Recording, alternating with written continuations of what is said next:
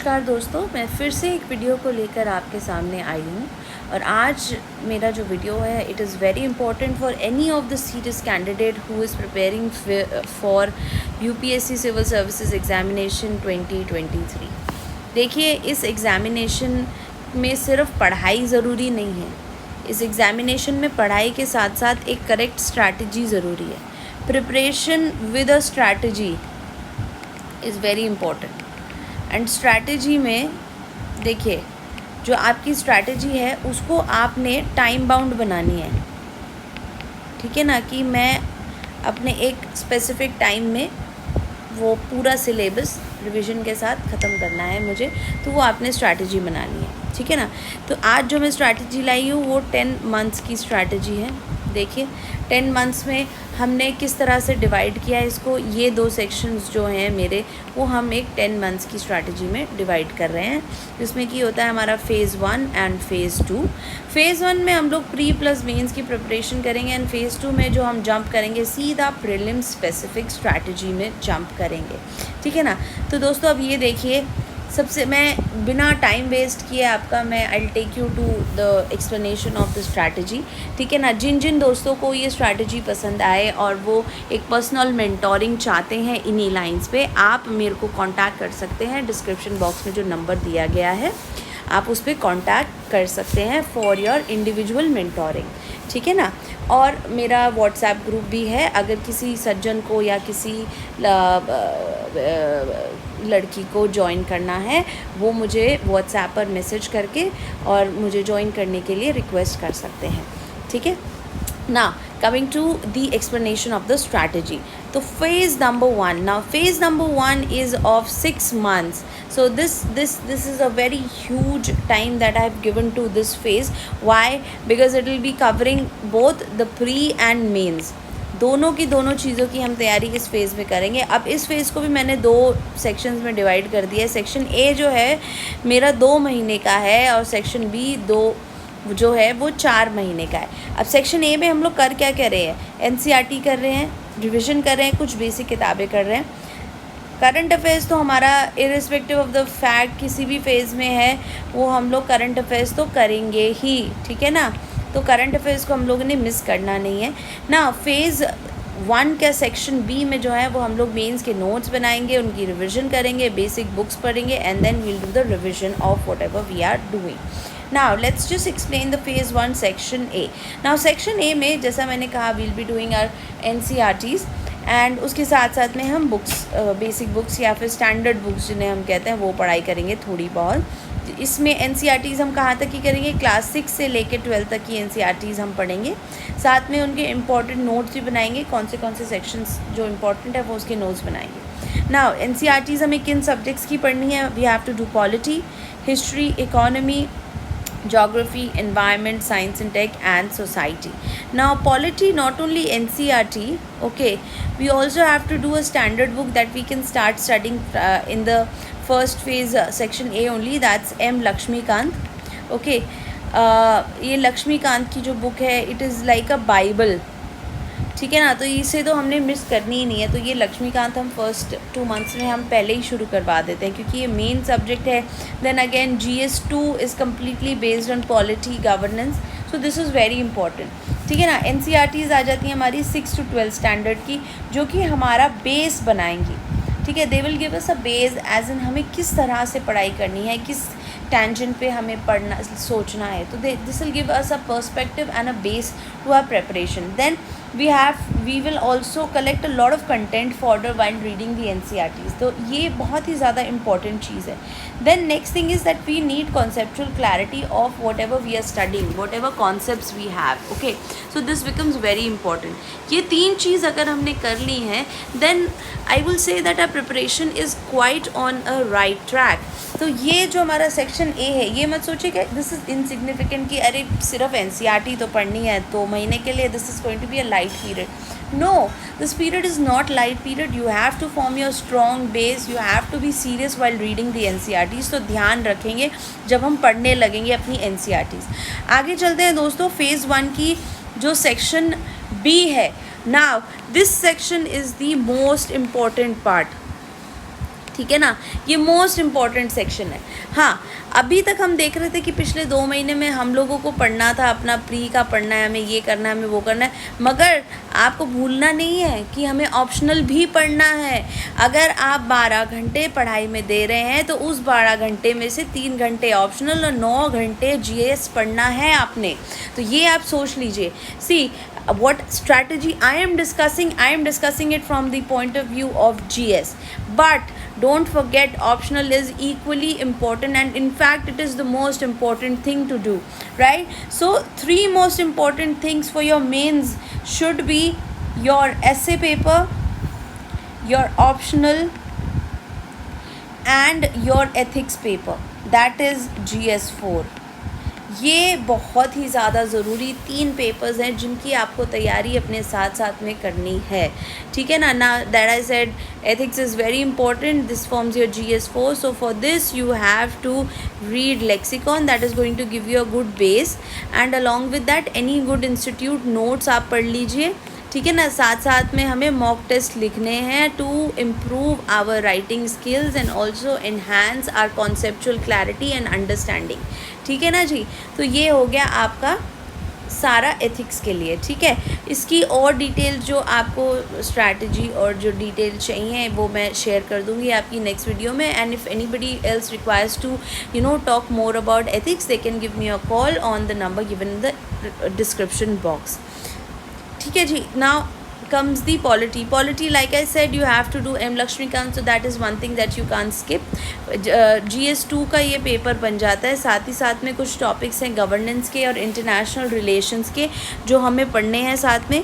So international relations you can completely do from GS I'm so sorry, you have to completely do from current affairs. तो current affairs में आपने देखना है international relations के topics, and along with that for polity you can also refer to M Puri sir notes and plus the current affairs. So for mains आप कोई भी किताब पढ़ लें, मेंस में आपको करंट अफेयर्स के बिना आप अच्छा आंसर नहीं लिख पाएंगे, ठीक है ना। स्कोर आपका आएगा तभी जब आपकी होल्ड होगी कॉन्सेप्ट के ऊपर भी और करंट अफेयर्स के ऊपर भी, तो ध्यान रखिएगा।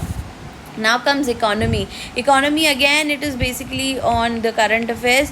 तो आप जब मेन स्पेसिफिक पढ़ रहे होंगे कुछ कॉन्सेप्ट्स आपने पढ़ने होंगे नोट से, you can refer to certain websites like Vikaspedia और may be Wikipedia, you can refer to, okay. तो आपने पढ़ना है, साथ ही साथ में करंट अफेयर्स के ऊपर नज़र रखनी है, and you can read some basic books like there is NCERTs, so obviously are there, you can refer to Shankar Ganesh। That's a very good book that you can read. It's a small thin book that will give you a very good conceptual clarity। Now let's come to history ka, like I said, it will be divided into 4 parts: modern, medieval, ancient and your culture, your art and culture। so ये सारी किताबें आप होंगी आपकी mostly NCERT से आपने history पढ़नी है। then you have to refer to Rajiv Ahir, that's your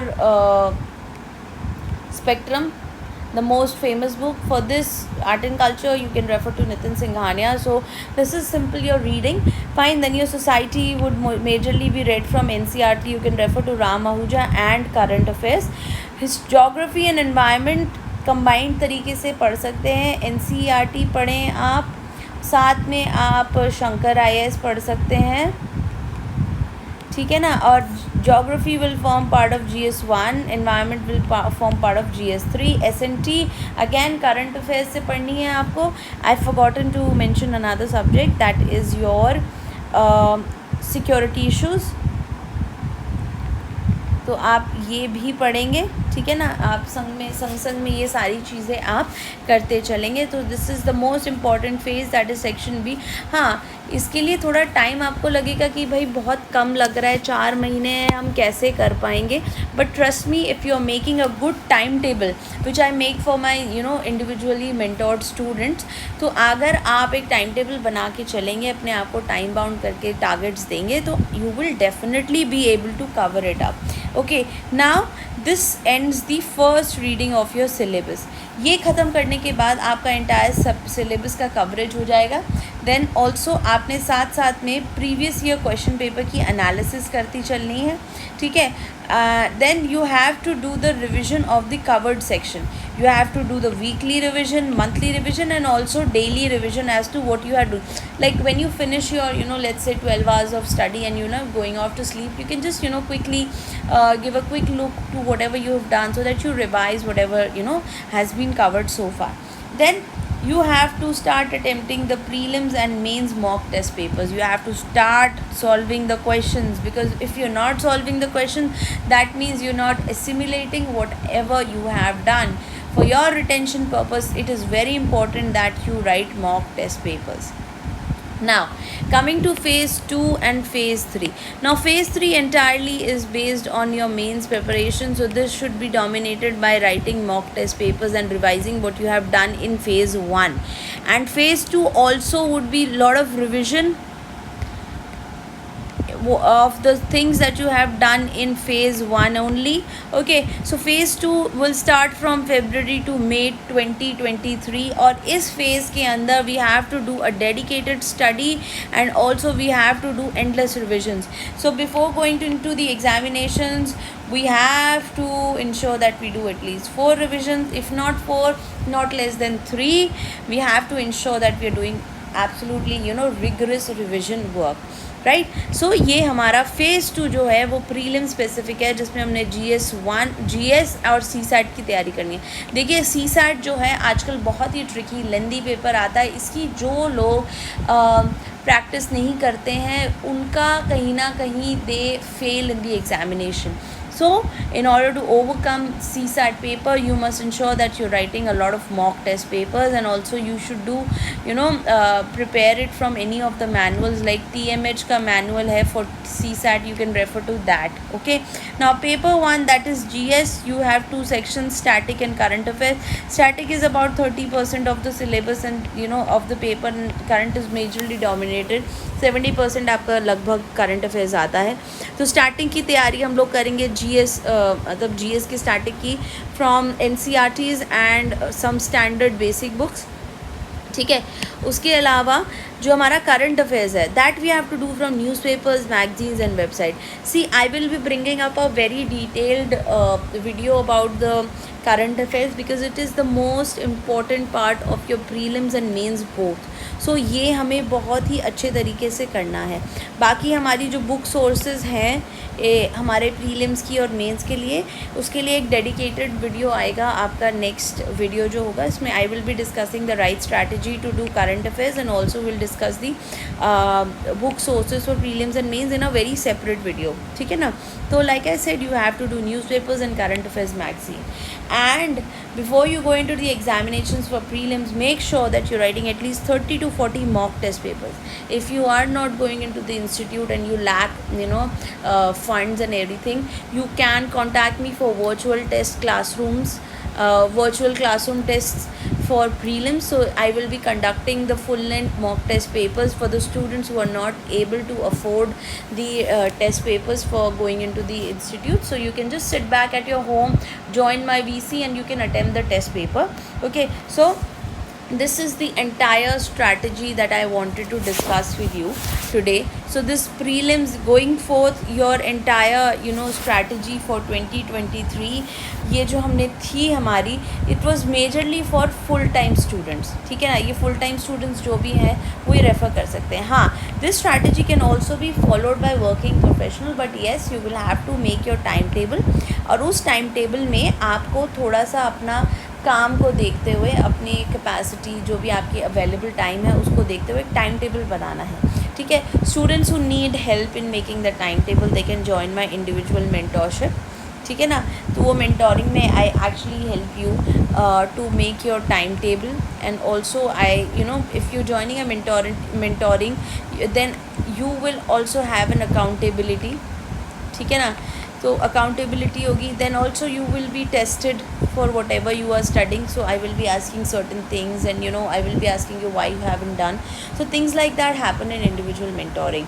So I hope this video is very informative for you guys. अगर आपके अभी भी कोई मेरे से queries हैं, then you can get in touch with me on my mobile or WhatsApp or my Telegram.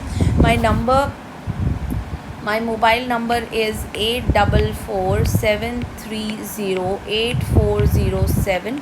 You can get in touch with me on WhatsApp or on Telegram, or you can simply call me, and my email ID is gargisagar1@gmail.com.